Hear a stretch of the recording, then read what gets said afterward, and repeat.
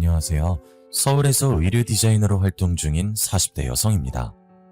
세상을 살다 보면 저와 비슷한 생각을 가진 사람이 있는 한편 도저히 이해할 수 없는 가치관을 가지고 살아가는 사람들이 있었습니다.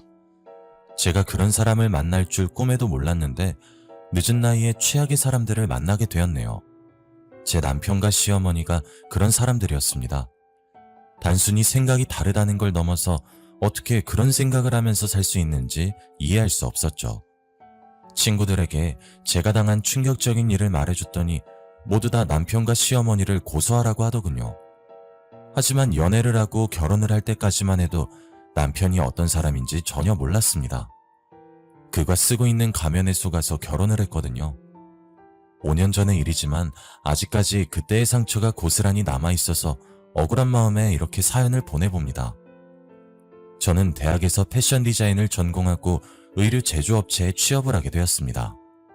디자이너가 되겠다고 결심하게 된 데에는 친정엄마의 영향이 컸죠. 엄마가 디자이너가 되고 싶어 하셨거든요. 하지만 가정 형편상 대학에 들어갈 수 없었습니다. 엄마가 대학에 들어가기 전까지만 해도 집안 형편이 괜찮았는데 외할아버지의 무모한 선택으로 한순간에 기울어져 버렸습니다. 공무원 생활을 하며 착실하게 돈을 모아온 외할아버지께서 지인의 꼬임에 넘어가 그동안 모아둔 여윳돈을 펀드에 투자하셨다고 합니다. 내가 그 애들한테 들어서 알고 있는데 너 여유자금 좀 가지고 있다며? 내가 잘 아는 펀드 매니저가 이번에 새로운 상품을 기획하고 있대. 투자자 모으고 있는 중인데 너도 같이 할래? 이러면서 자기가 최근에 이룬 수익률을 보여주었다고 합니다. 그 수익률에 눈이 먼 외할아버지께서 그 펀드 매니저를 만나본 거죠. 펀드 매니저는 금융감독원에 직임이 찍힌 서류까지 보여주며 외할아버지를 설득하였습니다. 아무래도 큰돈이라 걱정되시죠? 여기까지 오신 거 보면 뭐가 고민되시는지 잘 알 것 같습니다. 아무래도 원금 손실 부분에서 신경 쓰이시는 거죠? 이 부분은 걱정하지 마세요. 펀드가 깨져도 원금을 전액 보상해주는 보험에 가입해둬서 우려하는 일은 생기지 않으실 겁니다. 당연히 외할아버지께서 감언이설에 속지 않고 펀드 매니저가 보여주는 서류까지 확인하셨습니다. 처음에는 조금만 투자하셨는데 생각보다 높은 수익이 생기니 욕심이 났다고 하셨죠. 게다가 외할아버지의 친구분이 더 투자해보라고 외할아버지를 부추겼습니다. 야, 내 말 맞지? 생각보다 수익 괜찮다니까. 이번엔 남 믿고 몰빵해봐. 공무원 연금으로 노후 준비 안 될 것 같아서 걱정된다며. 이참에 노후자금 더 모아보게. 주저하던 외할아버지께서 몇 달 동안에 생긴 수익을 보고 노후자금을 모을 욕심이 생겼다고 합니다. 그래서 한 5억만 넣어두고 노후자금에 대한 걱정을 털어놓으려고 했죠. 뒤늦게 이 사실을 알게 된 외할머니께서 외할아버지를 말려봐도 소용없었습니다. 뭐? 전재산? 여보, 적당히 해요. 전재산 함부로 투자했다가 무슨 일이라도 생기면 어쩌려고 그래요? 당신이 뭘 한다고 그래? 당신도 통장에 찍힌 수익 받잖아. 큰돈 만지려면 때로는 과감해져야 돼. 위험이 큰 만큼 그만큼 보상이 따라온다고. 결국 외할아버지께서 여유자금에 대출까지 얹어서 펀드에 몽땅 투자하셨습니다. 그런데 외할아버지께서 전 재산을 몰빵하기를 기다렸다는 듯이 2달 후에 그 펀드가 깨지고 말았죠. 펀드를 모집한 매니저가 종적을 감춰버렸고 그제서야 계획적인 펀드 사기에 당했다는 사실을 알게 되었습니다. 원금 보장에 대한 보험 같은 건 있지도 않았고 금융감독원의 승인을 받았다는 매니저의 말은 모두 거짓이었습니다.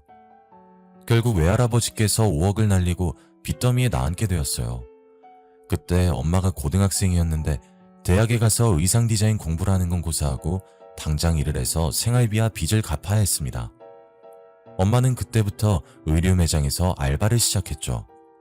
고등학교 졸업 후에도 그 매장에서 계속 알바를 하게 되었고 5년 후에 매니저가 되었습니다. 그리고 의류 브랜드의 본사 직원이었던 아버지를 만나서 결혼을 하게 되었는데요. 결혼하고 저를 낳았는데도 엄마는 쉬지 않고 계속해서 일을 했습니다. 3년 후에 총괄 매니저가 되자 좋은 기회가 찾아왔죠. 본사의 대리점 관리 담당자가 엄마에게 대리점을 맡아서 해보라고 권했습니다. 엄마가 맡은 대리점은 사무실 밀집 지역이라 젊은 여성들이 많이 다니는 곳이었다고 해요. 그곳에 매장을 열어서 지금까지 운영을 하고 계십니다. 엄마가 매장에 묶여 있다 보니 저는 어릴 때부터 여러 가지 옷들에 파묻혀 지내게 되었어요. 계절이 바뀔 때마다 새로운 옷들이 진열되는 걸 보는 게 좋았고 어려서부터 옷에 흥미를 가지게 되었습니다.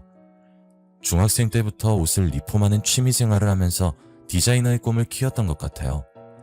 제 꿈을 엄마에게 말했더니 적극적으로 지지해주기도 하였습니다. 엄마, 이번에 수시 넣을 때 의상 디자인과로 넣어볼까 하는데 엄마 생각은 어때? 너한테는 의상 디자인과가 딱이지. 너 예전부터 애들 옷 리폼해주고 선물해주기도 했잖아. 너라면 잘할 수 있을 거야. 네가 하고 싶은 거라면 언제든지 지원해줄 수 있다는 응원 속에서 저는 모 대학에 들어가 의상 디자인을 전공할 수 있었습니다. 졸업한 뒤에는 땡땡 브랜드 의류 제조업체에 취업까지 할 수 있게 되었죠. 땡땡 브랜드는 인지도가 높아서 경쟁률이 치열했는데 운이 좋았습니다. 하지만 옷을 직접 만들다 보니 스트레스가 장난 아니더군요. 취미생활로 옷을 리폼할 때와 다르게 소비자들의 감각을 파악하고 시장의 흐름보다 앞서 나가는 옷을 만들어야 했습니다. 그래도 제가 힘들게 만든 옷이 잘 팔린다는 말을 들으면 피로가 풀리고 기분이 좋아졌죠. 그렇게 제가 소비자들의 마음을 사로잡을 옷을 만드느라 정신없이 일을 하다 보니 어느덧 30을 바라보게 되었습니다. 그때 무렵 한 남자를 만나게 되었죠. 제가 디자인 옷을 사진 촬영해주고 광고용 매체에 실어주는 업체에서 만난 친구였어요. 성주 씨는 사진작가로 활동하며 대학에서 사진 관련 강의도 하고 있었습니다. 저는 잘 몰랐지만 각종 사진 공모전에서 여러 번 당선한 경력도 있고 그 바닥에서는 이름이 알려진 사람이었더군요. 사진 작가답게 섬세한 감각도 있고 감수성이 풍부한 성격을 가지고 있어서 저랑 잘 맞았습니다. 저랑 이야기가 잘 통해서 끌리는 것도 있었죠. 그러다 난감한 일이 일어난 적이 있었습니다. 제품의 사진을 촬영하러 스튜디오로 갔는데 모델이 말도 없이 잠적했다고 하더라고요. 효진씨, 어쩌죠? 섭외해놓은 모델이 갑자기 펑크를 냈어요. 지금 다른 모델을 섭외하고 있는데 이미지에 맞는 모델을 찾는 게 쉽지가 않네요. 할 수 없죠. 모델 섭외되면 연락주세요. 그날 촬영은 취소됐다고 생각하고 돌아섰는데 성주씨가 저를 불러세우더군요. 잠깐만요. 여기 한번 서보세요. 성주씨가 저를 촬영 세트 앞에 세우더니 카메라로 이리저리 살펴보고 몇 가지 포즈를 취해보라고 하였습니다. 저는 당연히 당황스러워하면서 성주씨가 하라는 대로 포즈를 취해보긴 했었죠. 사진을 몇 장 찍어보고 감상하고 있길래 제가 성주씨 곁으로 가서 사진을 보며 물었습니다. 성주씨, 갑자기 제 사진은 왜 찍으세요? 아주 좋은데. 효진씨가 직접 모델해보는 건 어때요? 네? 아니요, 전 모델해본 적도 없고 그럴 생각도 없어요. 지금 출시된 옷이랑 효진씨랑 잘 어울려요. 시험삼아 한번 해보죠. 어차피 적당한 모델도 없잖아요. 성주씨가 계속 급하지 않냐고 모델 찾을 시간 어디 있냐고 하길래 촬영을 하게 되었습니다. 처음에는 어색했지만 몇 번 하다 보니 어느 정도 익숙해지더라고요. 그동안 본 게 좀 있어서 모델이 했던 포즈들을 따라했던 것 같습니다. 다행히 성주씨 반응도 괜찮더군요. 그래요, 딱 그 자세요. 허리에 손 얹으시고, 좋아요. 웃으면서 턴 한 번. 오케이. 의자 잡고 앞 보면서 방긋 웃고. 좋아요. 성주씨가 계속해서 다른 포즈를 요구하면서 쉴 새 없이 플래시를 터뜨렸어요. 이게 잘 될까 싶었는데 제가 찍은 제품 사진이 생각보다 많이 팔리더라고요. 반응이 좋아서 성주씨도 저도 무척이나 기뻐했습니다. 효진씨 축하해요. 제 예상보다 반응이 좋아서 다행이에요. 모두 성주씨가 잘 찍어주신 덕분이에요. 고마워요. 우리 팀끼리 축하주 좀 마실까요? 오늘 다들 약속 없으시죠? 그날 밤 저희 팀끼리 자축하는 의미에서 회식 자리를 만들었습니다. 근데 그 자리에서 성주씨가 제게 만나는 사람이 있냐고 묻는 거 있죠? 효진씨, 혹시 만나는 사람 없나요? 효진씨 진짜 인기 많을 것 같은데. 아니요, 저 인기 없어요. 오히려 성주씨가 많을 것 같은데요. 저도 인기 없어요. 이제 슬슬 연애도 해야 하는데 바빠서 연애를 못하겠네요. 아무래도 혼전순결이라 만나기도 어려운 것 같아요. 혼전순결이요? 성주씨 교회 다니세요? 네? 네, 맞아요. 효진 씨도 교회 다닌다고 들었는데 어디 교회 다니세요? 네, 저 땡땡교회 다녀요. 성주 씨는요? 아, 교회요? 뭐였지? 별로 안 마셨는데 술에 취했나? 기억이 안 나네. 성주 씨가 술에 취했는지 교회 이름이 생각이 안 난다고 하더라고요. 그러면서 이렇게 예쁘고 잘난 여자가 왜 남자가 없냐는 말을 계속했습니다. 저는 술김에 한 농담이라고 생각하고 가볍게 받아 넘겼어요. 그런데 성주 씨가 갑자기 일어나서 바람을 쐬러 가자고 하는 거 있죠? 다른 팀원들은 저희가 무슨 말하는지 신경도 쓰고 있지 않아서 얼떨결에 같이 나가서 찬바람을 좀 쐈죠. 술집 앞에서 멍하니 서 있다가 포장마차 하나를 발견했습니다. 포장마차에 김국을 팔길래 반가웠죠. 저희 엄마가 해남 사람이라 김국을 자주 해줬거든요. 우와, 여기 김국을 다 파네요? 김국 파는 거 처음 본다. 김국? 김국이 뭔데요? 말 그대로 김으로 만든 국이에요. 저희 엄마가 바닷사람이라 어렸을 때 자주 해줬거든요. 저 한 번도 먹어본 적 없는데 저기 들어가서 소주에 김국 먹어볼까요? 아, 그럴까요? 술도 알딸딸하게 취했겠다. 김국을 보고 신나서 성주씨와 단둘이 술을 마시게 되었습니다. 김국에 대한 추억을 이야기하며 엄마 덕분에 의상 디자이너를 꿈꾼 순간까지 털어놓게 되었죠. 그렇게 성주씨와 친해져서 술친구가 되었습니다. 식성이나 주량이 저랑 비슷해서 편했거든요. 자연스럽게 사이가 가까워지다 보니 팀원들이 저희 둘이 사귀는 거 아니냐고 놀리기 바빴습니다. 처음에는 아니라고 딱 잡아댔지만 성주씨랑 사귀면 어떤 기분일까 궁금한 마음이 들더군요. 그래서 이번 주 토요일에 산을 타고 막걸리 한잔하자는 제안에 주말에도 만나다 보니 자연스럽게 교제하게 되었습니다. 이때부터 성주씨라고 부르던 게 성주 오빠라고 부르게 되었네요. 그렇게 사귄 지 1년 3개월쯤 되었을 때였습니다. 오빠가 결혼 이야기를 꺼내더군요. 결혼 정년기를 훌쩍 넘겼고 프로포즈를 거절할 만큼 오빠한테 흠이 있는 것도 아니었습니다. 게다가 오빠도 혼전순결을 고집할 만큼 독실한 기독교인이었으니까요. 이런 사람 만나기 힘들다는 생각이 또 들어서 제가 망설이고 있으니 시어머니도 결혼을 서두르라고 했습니다. 너 올해 나이가 몇 살이라고 했지? 지금 임신해도 노산이라서 건강해친다. 딱 하나만 낳아도 되니까 얼른 결혼해서 애 가져야지. 뭘 망설이고 있어? 어머님, 아무리 그래도 앞으로 인생이 걸린 중요한 문제인데 다음 달은 너무 빠른 것 같아요. 빠르긴 뭐가 빨라? 나는 20살 때 맞선 보고 일주일 뒤에 바로 시골렸다. 그때랑 지금은 다르죠. 지금은 제가 하는 일도 있고. 제가 애둘러서 거절하려고 하는데 오빠가 더하더군요. 얼른 결혼하자고 시어머니보다 더 심하게 재촉을 하고 있었습니다. 결혼하면 일 못하는 것도 아니잖아. 엄마, 내가 알아보니까 보름 뒤에 좋은 식장에 자리가 비었다고 하더라. 내가 그때 하겠다고 예약했는데 거기 식장 한번 보러 가게. 뭐? 오빠, 나한테 말도 안 하고 막 정하면 어떡해. 너도 좋아할 거야. 거기 결혼식장 자리 없어서 결혼 못해. 적어도 1년 전엔 예약해야 한대. 그래도 상의를 해야지. 정식으로 결혼 이야기가 오간 것도 아닌데.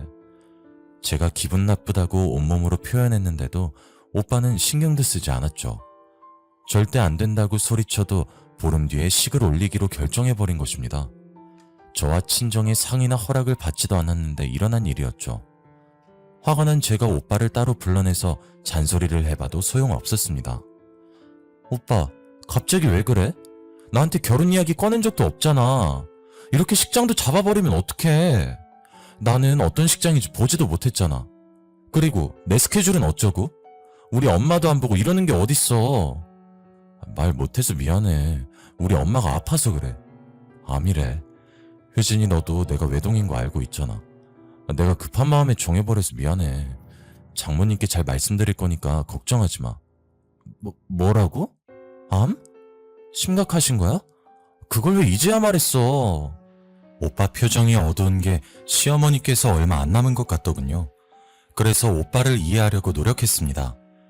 저라도 우리 엄마가 그러면 얼른 결혼하는 모습을 보여드리고 손주도 안겨드리고 싶어서 애가 탔을 것 같거든요. 그런데 제가 잠깐 화장실을 다녀오면서 오빠와 시어머니가 하는 말을 들었는데 이상한 느낌이 들었습니다. 결혼을 두고 둘이서 뭔가 거래를 하는 것 같더라고요. 엄마, 이제 됐지? 약속한 대로 해줘. 조금만 더 기다려라. 씨 올리고 혼인신고하면 따로 챙겨주마. 엄마, 왜 말이 또 달라져? 며느리 데려오면 바로 준다고 했잖아. 너야말로 말 지어내지 마라. 내가 분명히 결혼하고 손주 나오면 준다고 했어. 넌 엄마도 못 믿어? 그런 게 아니라 하여튼 5억이야. 확실히 약속 지켜야 돼. 그건 걱정하지 말고 혼인신고서만 들고 와. 5억이라니 저희가 결혼할 때 주는 자금을 말하는 걸까요? 제가 오빠에게 물어보니 오빠가 맞다고 하길래 의심하지 않았습니다. 1년 넘게 만난 남자고 오빠가 시어머니가 아프다는 걸 여러 번 말하고 괴로워했거든요. 이제 곧 운명을 다할 사람에게 돈 달라는 말을 하는 게 힘들다고 했습니다. 그렇다고 해서 주는 돈을 마다할 수도 없으니 주시는 돈은 받고 시어머니도 만족해 하시길 바라며 기다렸습니다. 묵묵히 남편과 함께 결혼 준비를 하고 식을 마쳤죠. 그런데 제주도로 떠난 신혼여행에서 이제는 오빠가 아닌 남편이라고 불러야 되는 김성주라는 작자와 문제가 생겼습니다. 첫날 밤을 맞았는데 어이없는 일이 벌어졌거든요. 남편이 부부관계를 거부하는 것이었습니다. 결혼 전부터 저희 커플이 잠자리를 가진 적이 없긴 했어요.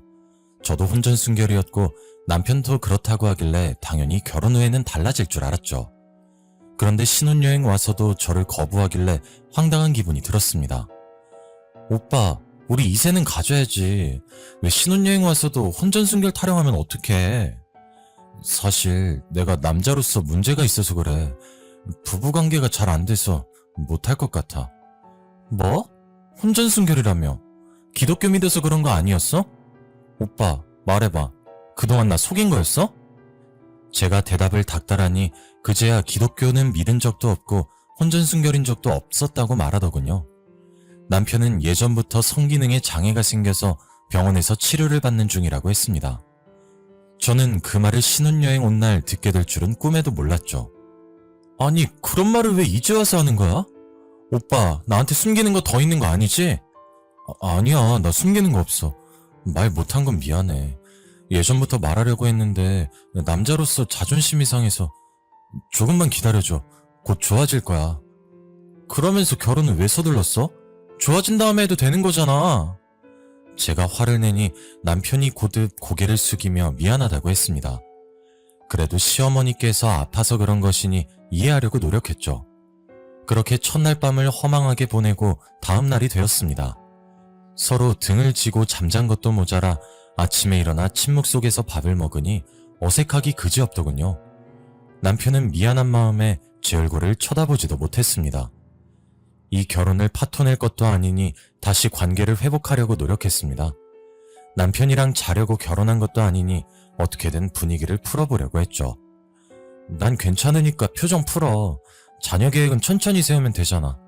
오빠 치료받는 것도 도와줄 테니까 천천히 다시 시작해보자. 잠자리에 문제가 생기는 경우는 거의 심리적인 원인이 크대. 이해해줘서 고마워. 앞으로 숨기거나 속이는 일 없도록 할게. 치료도 꾸준히 받을 거야. 아휴, 이리 와서 이거 먹어봐. 밥 먹고 뭐 할까? 제주도에 유명한 게 뭐가 있지? 의기소침해 있는 남편이 안쓰러워서 먼저 다가가서 위로해 주었죠.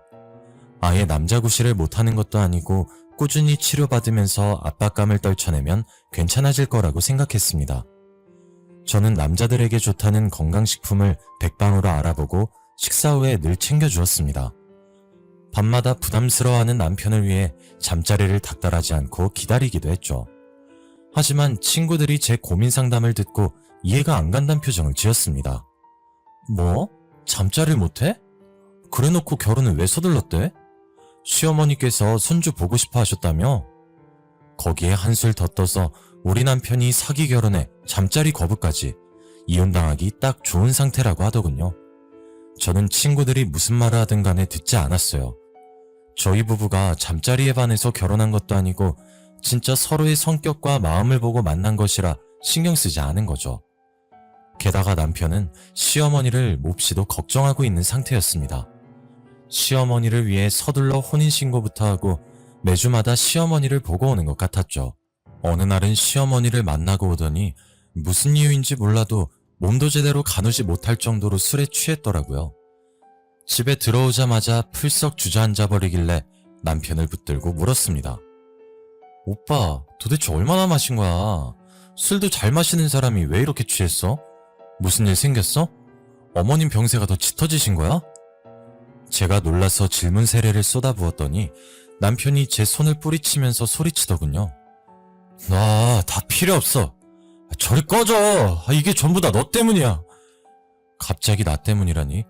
남편의 증오 어린 눈빛에 깜짝 놀랐습니다. 연애를 하는 동안 한 번도 본 적이 없는 낯선 모습이었습니다.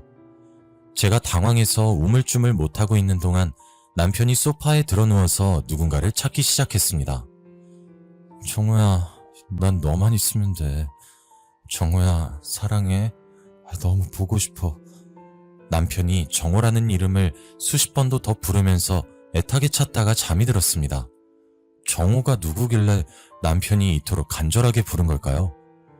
제가 잠들지 못하고 한참을 뒤적이다가 정우라는 사람을 생각하며 아침을 맞이했습니다.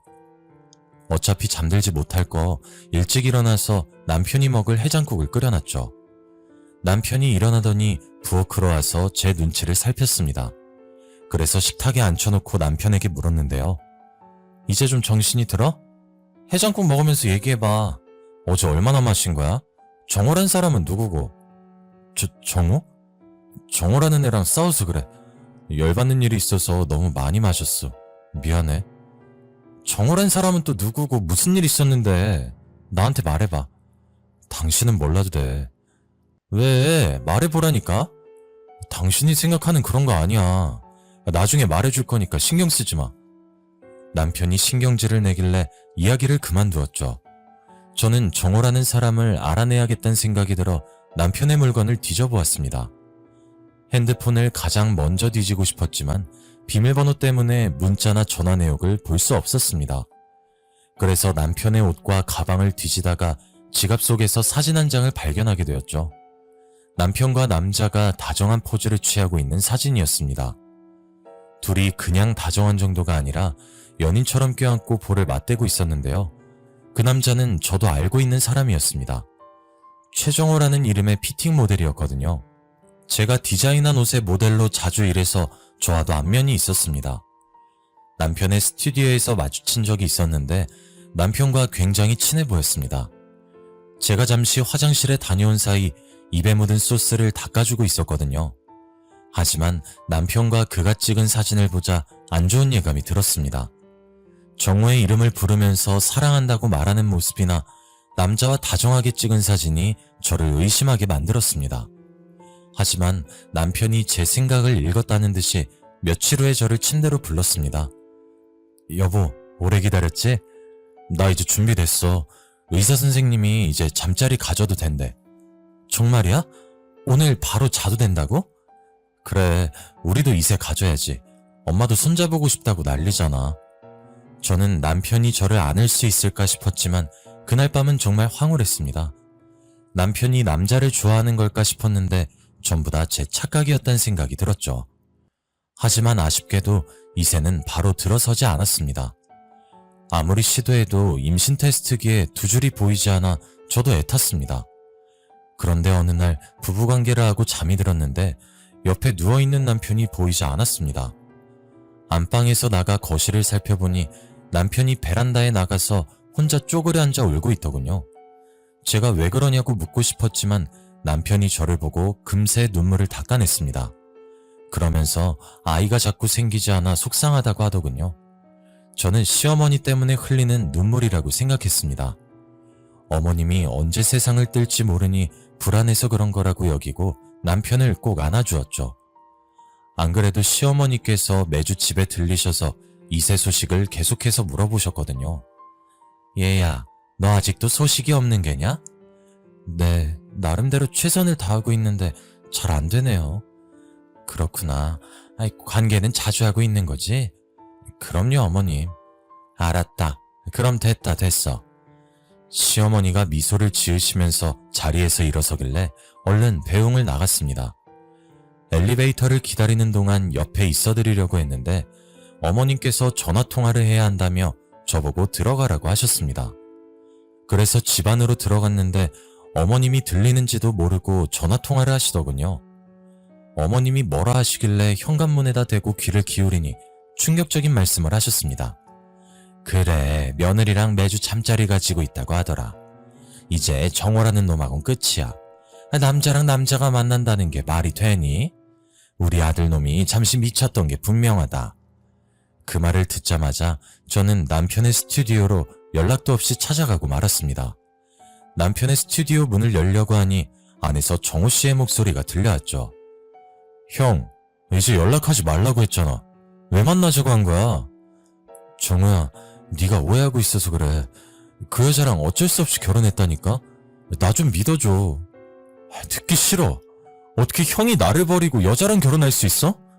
결혼해놓고 나한테 계속 연락하는 건 또 뭐고? 혹시 몰라 문을 살짝 열어 살펴보니 남편과 정호 씨가 서 있었습니다. 남편은 거의 울면서 매달리고 있었고 저는 그 모습을 보고 충격을 받아서 아무 말도 못하고 있었습니다. 정호야, 전부 다 엄마 때문인 거 알고 있잖아. 나한테 암 걸렸다고 뻥까지 치면서 손잡아 해달라는데 어떡해. 애만 낳으면 이혼해도 된대. 게다가 그 할망구가 결혼만 하면 5억 준다고 했어. 난 애만 낳으면 그 여자랑 이혼하고 5억 들고 너 찾아가려고 했다고. 뭐? 나보고 그 말을 믿으라는 거야? 그런데 네 생각 때문에 그 여자랑 잘 수가 없어.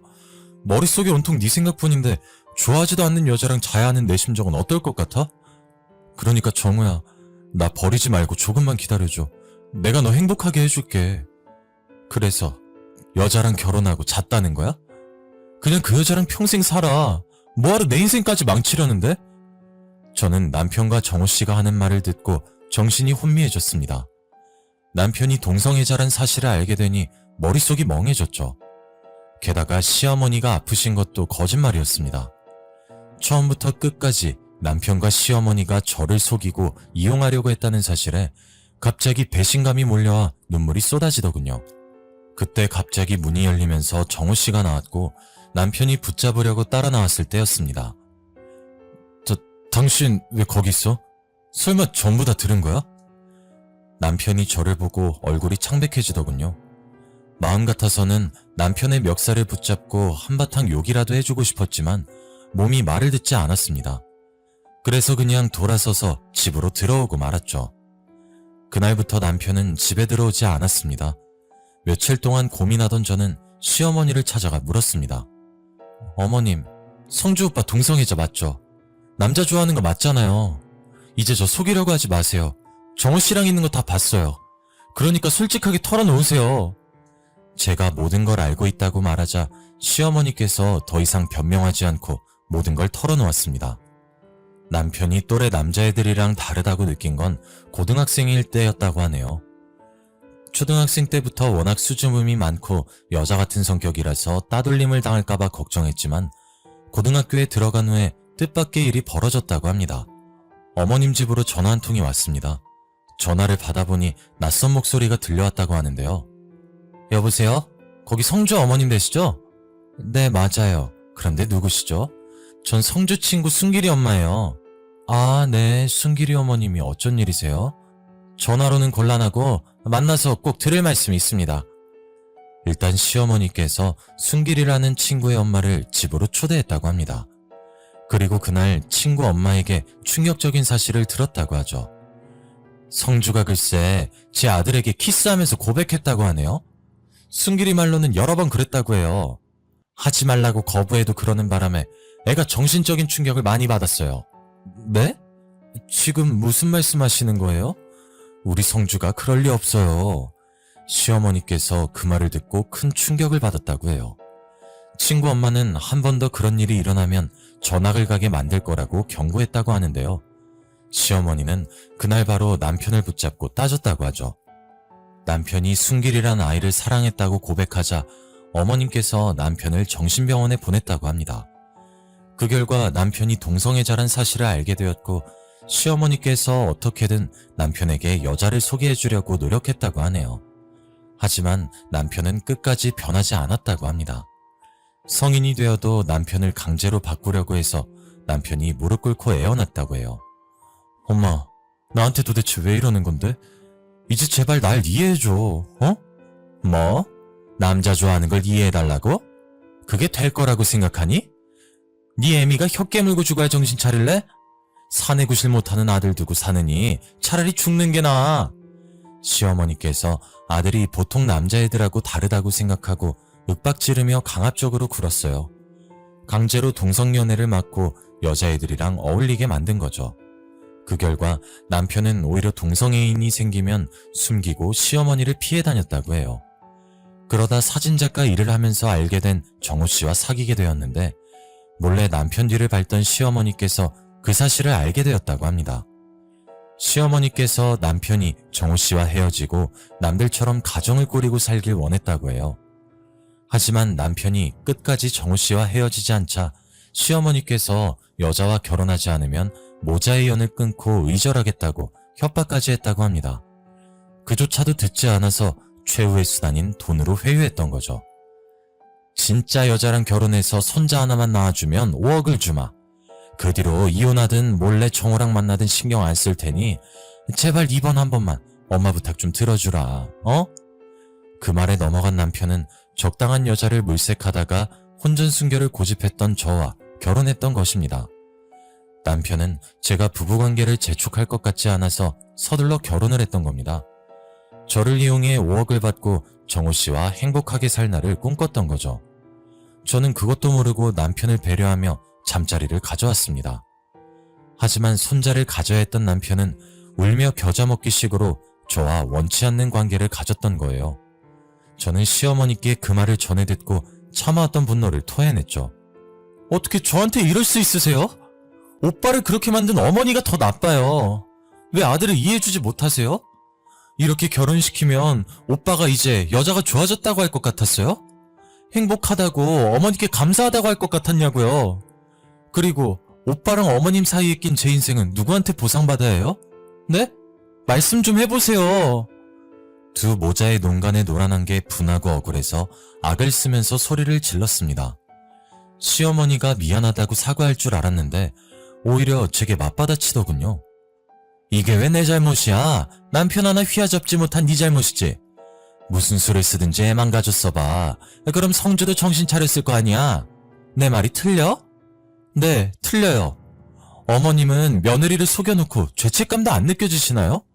저는 끝까지 어머님을 믿었는데 어떻게 저한테 이럴 수 있으시냐고요.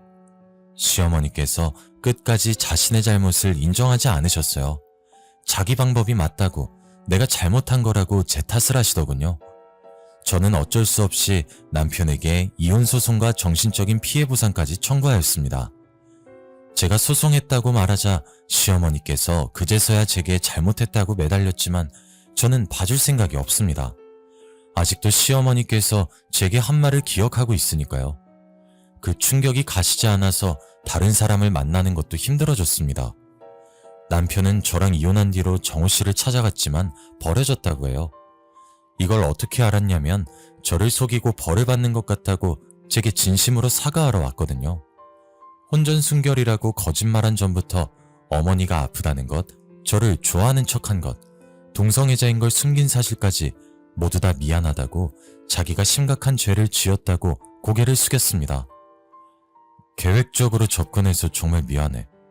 내가 그러면 안 됐는데 뒤늦게 후회가 돼. 정호랑 어떻게든 만나고 싶어서 미쳤었나 봐. 미안해. 정말 미안해. 그 사과를 들으니 분노보다 동정이 들더군요. 남편 말로는 정호 씨가 다른 남자랑 동거를 하고 있었는데 매일같이 찾아가 매달렸다가 정호 씨의 애인에게 심하게 맞았다고 해요. 지금은 스튜디오도 접고 정신과 치료를 받으면서 폐인처럼 살고 있다고 하네요. 이게 다 부모를 잘못 만나 제 인생은 물론 전 남편 인생까지 망가졌던 생각이 들었습니다. 그래서 그에게 좋은 사람이 찾아오길 기도하고 있네요. 독실한 기독교인 저에게 이런 일이 생길 줄 몰랐는데 가장 가까운 사람이 저를 속이는 일이 생기네요. 저는 앞으로 어떤 사람을 만나고 누굴 믿어야 할지 몰라서 이렇게 사연을 보내봅니다. 하느님 말고 사람을 믿는 방법을 잊어버린 것 같은데 저는 어쩌면 좋을까요?